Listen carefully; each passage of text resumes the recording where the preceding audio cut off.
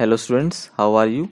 I hope you are doing well. In this video, we will do exercise 3b of chapter 3, classification, Vargikaran of the R.S. Agarwal reasoning book. In this exercise 3b, there are 100 questions. These 100 questions are based on type 1 and type 1 is choosing the odd words. What you have to do? You have to choose the odd words in each question. One thing more, in each question I will give you 10 seconds to try the questions. Let's start. Question number 1. A option is write, लिखना. B option is read, पढ़ना. C option is knowledge, ज्ञान. D option is learn, जानना. E option is study, अध्ययन करना. Choose out the odd one. Your time starts now.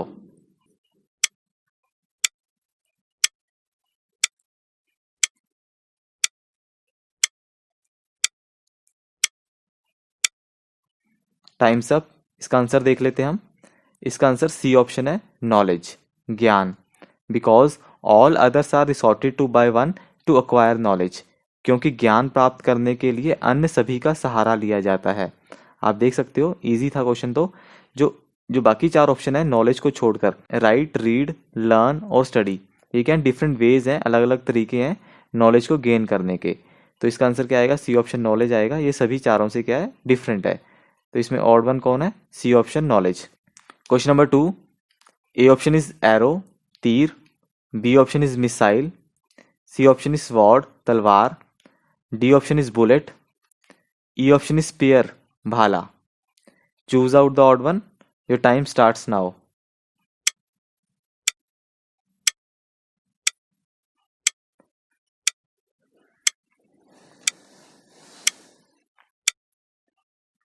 Time's up. इसका answer देख लेते हैं.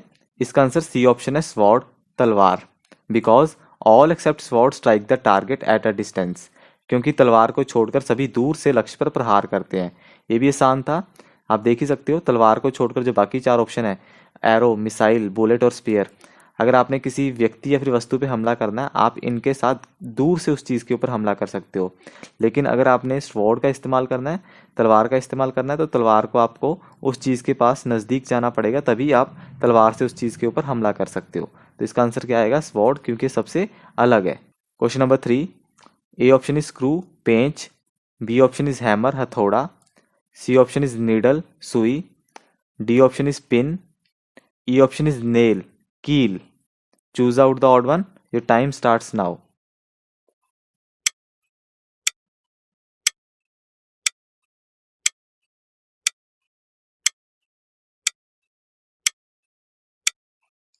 समय समाप्त हो गया है. इसका आंसर देख लेते हैं. इसका आंसर बी ऑप्शन हैमर है, हथौड़ा. Because all accept hammer have a pointed and. क्योंकि हथौड़े को छोड़कर अन्य सभी नुकीले होते हैं. आप देख सकते हो पिक्चर्स में, हैमर को छोड़कर जो बाकी चार हैं, स्क्रू, निडल, पिन और नेल, ये सभी चारों के आगे से तीखे हैं. और जो हैमर है वो आगे से तीखा नहीं होता. तो इन पांचों में से सबसे डिफरेंट कौन है? हैमर है. Question number 4. A option is canoe. B option is igloo. C option is yacht. D option is dinghy. E option is raft. Choose out the odd one. Your time starts now.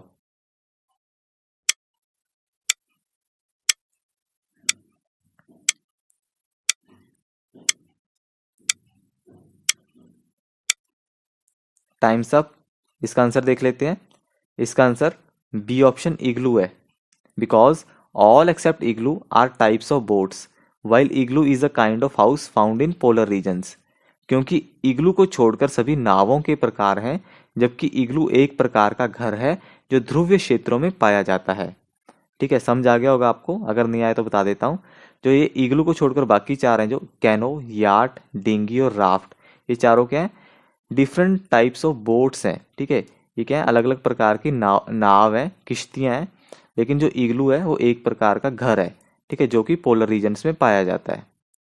Question number 5. A option is leone. B option is dirham. C option is baht. D option is lempira. और E option क्या है? कोट्स. Choose out the odd one. Your time starts now.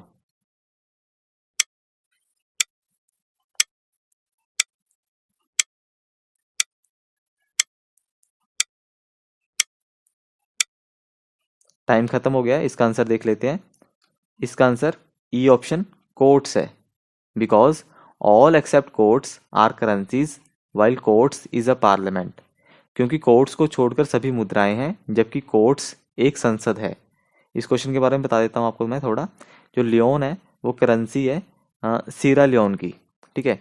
Dirham UAE की currency है, United Arab Emirates की। और जो सी बाट है ये थाईलैंड की करेंसी है। डी ऑप्शन में लैम्पीरा है, ये होंडुरस की करेंसी है।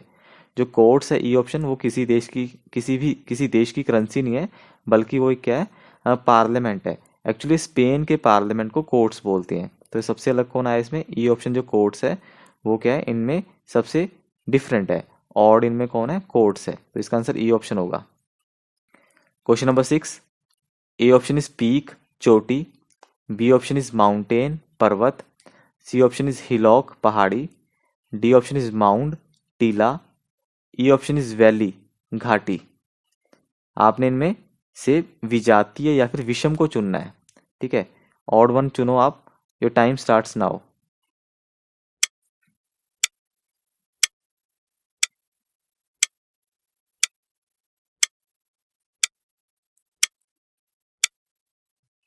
Times up. इसका आंसर देख लेते हैं। इसका आंसर ई ऑप्शन वैली है, घाटी।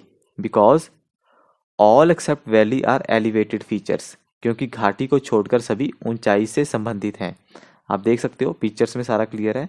जो ई ऑप्शन है उसको छोड़कर जो बाकी चार हैं, A B C D, peak mountain hillock और माउंट, ये सभी क्या है, ऊंची जगह हैं। और जो वैली है ये क्या होता है, दो पहाड़ों के बीच में जो खाई होती है, वैली वो जगह है। एक डिप्रेशन है, बाकी चार क्या है, एलिवेटेड फीचर्स हैं। लेकिन जो वैली क्या है, एक डिप्रेशन है, खाई है दो पहाड़ों के बीच में। तो इसका आंसर क्या आएगा, ई ऑप्शन वैली आएगा। Question number 7, A option is up ऊपर, बी ऑप्शन इज डाउन नीचे, सी ऑप्शन इज बिलो इससे नीचे, डी ऑप्शन इज अबव इससे ऊपर, ई ऑप्शन इज स्मॉल छोटा। विजातीय या फिर विषम को चुनो। You have 10 seconds. Your time starts now.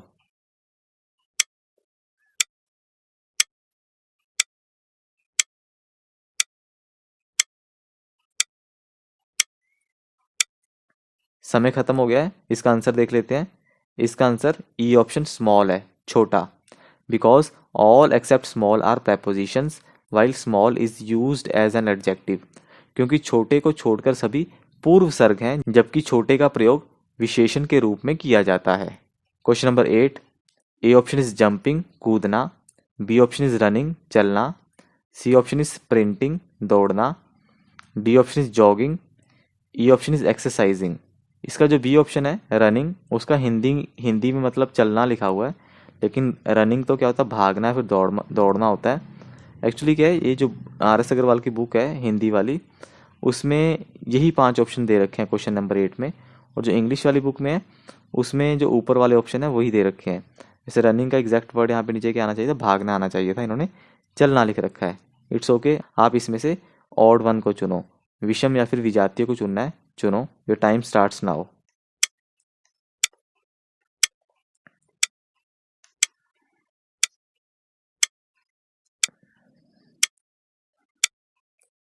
Answer of this question is E option, exercising व्यायाम। Because all others are different forms of exercising. क्योंकि अन्य सभी व्यायाम करने के विभिन्न रूप हैं। क्लियर हो गया होगा। जो बाकी 4 ऑप्शन है एक्सरसाइजिंग को छोड़कर, व्यायाम को छोड़कर, जो बाकी 4 हैं, जंपिंग रनिंग स्प्रिंटिंग और जॉगिंग, ये भी क्या है, डिफरेंट टाइप्स ऑफ एक्सरसाइजेज है। तो एक्सरसाइज के बीच में ही आगे सारे के सारे 4 के 4। तो इनमें से सबसे डिफरेंट कौन है, एक्सरसाइजिंग व्यायाम। Question number 9, A option is Madagascar, B option is Thailand, C option is Cuba, D option is Greenland, E option is Tasmania. Choose out the odd one. Your time starts now.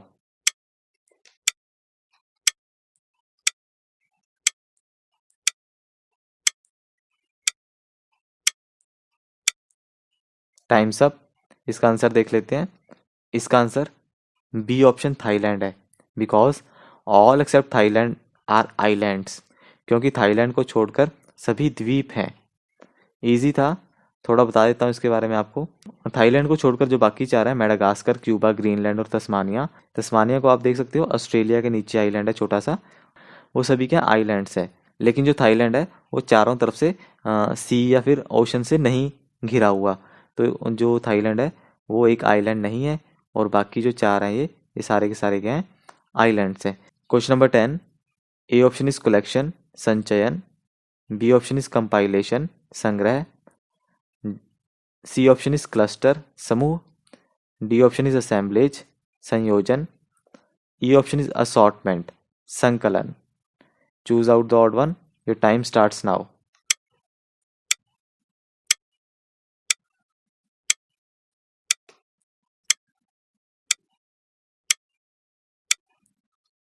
Times up.